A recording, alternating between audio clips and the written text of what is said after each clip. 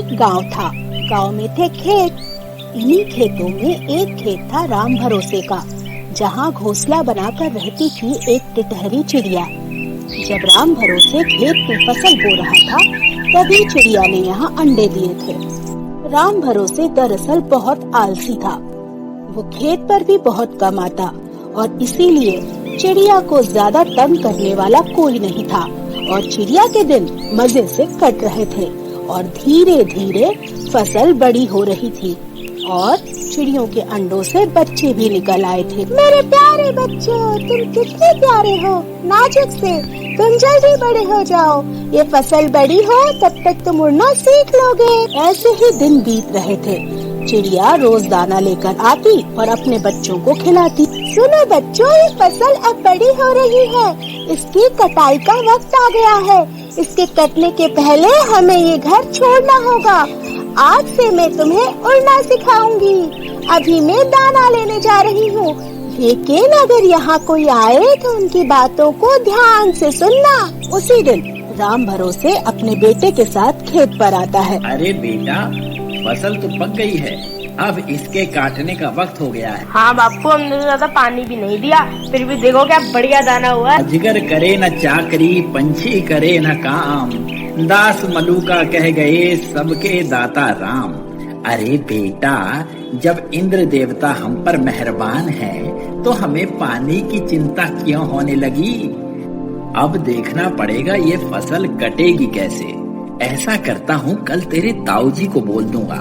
अपनी तो फसल कटवा ही रहे हैं, अपने मजदूरों को यहाँ भी भेज देंगे। हाँ बापू, मैं अभी ताऊजी के चले जाता हूँ। चिड़िया के बच्चे ये बात ध्यान से सुन रहे थे। वो दोनों डर जाते हैं। अब क्या होगा भाई, हमने तो उड़ना भी नहीं सीखा। कल फसल कटेगी तो वो हमें मार देंगे। ये माँ भी नहीं आई अब तक, पता नहीं क्या होगा। तभी चिड़िया लौट कर आती है और उन्हें दाना खिलाती है।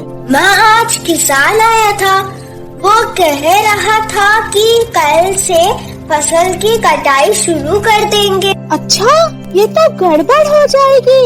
अभी तो तुमने उड़ना भी नहीं सीखा। क्या कहा उन्होंने, पूरी बात बताओ। और फिर बच्चे सारी बात बताते हैं कि कैसे राम भरोसे का भाई आकर कल फसल की कटाई करने वाला है। घबराओ मत, कल से कटाई शुरू नहीं होगी। चलो अब तुम उड़ने की प्रैक्टिस शुरू करो। और चिड़िया अपने बच्चों को उड़ना सिखाने लगती है। अगले 2 दिन ऐसे ही बीत जाते हैं और कोई कटाई के लिए नहीं आता। तीसरे दिन जब चिड़िया दाना लेने जाती है तो फिर से किसान आता है। अबे नालायक, तूने बोला नहीं था अपने ताऊजी को? बोला था बापू, पर किसी को भेजा नहीं उन्होंने। शायद उनके यहाँ पर भी कटाई चल रही है। हाँ, उन्हें हमेशा से ही अपने पैसों पर घमंड है। तू चिंता मत कर, आज मैं तेरे चाचा को जाके बोलता हूँ, वो जरूर किसी न किसी को भेज देगा कटाई के लिए। ओह, हमें तो अभी उड़ना भी नहीं आता। कल से तो जरूर कटाई शुरू हो जाएगी। जब चिड़िया लौट कर आती है तो बच्चे सारी बात बताते हैं। माँ, अब हम क्या करेंगे? घबराओ मत बच्चों, कल से भी कटाई शुरू नहीं होगी। तुम बस अपनी प्रैक्टिस जारी रखो। 3 दिन बाद राम भरोसे फिर से अपने बेटे के साथ खेत पर आता है। अरे क्या बताऊँ, तेरे चाचा ने भी मुझे धोखा दे दिया, किसी को भेजा ही नहीं। बापू, ये दाने पक्का झड़ने लगे हैं। अगर ये फसल जल्दी नहीं काटी तो भी खराब हो जाएगी। लगता है खुद ही कुछ करना पड़ेगा।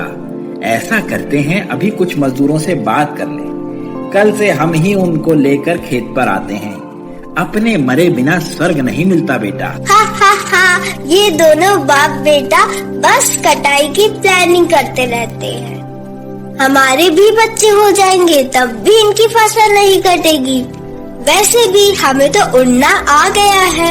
अरे वाह, अब तुम दोनों परफेक्ट हो गए हो और बड़े खुश भी लग रहे हो। अरे माँ, मैं तो बताना भूल ही गया, आज फिर किसान और उसका बेटा आया था। अच्छा, इस बार किसको कहने वाले हैं कटाई के लिए? माँ, कल तो खुद ही आने को कह गए हैं, पर घबराओ मत, ये बस कहते हैं, करते नहीं है। नहीं बेटा, तुम यहाँ से चलने की तैयारी करो, कल वो जरूर आएंगे। अगले दिन सुबह सुबह राम भरोसे कटाई के लिए खेत पर आ जाता है। माँ, आपको कैसे पता था कि ये लोग कल जरूर आएंगे? बेटा, हर इंसान को अपना काम खुद करना पड़ता है और जो लोग काम टालते रहते हैं और दूसरों से उम्मीद करते हैं कि वो उनका काम कर देंगे, उनका काम कभी पूरा नहीं होता। समझ गया माँ, अपना काम हमेशा खुद करो, जैसे अब हम अपना दाना खुद लाते हैं।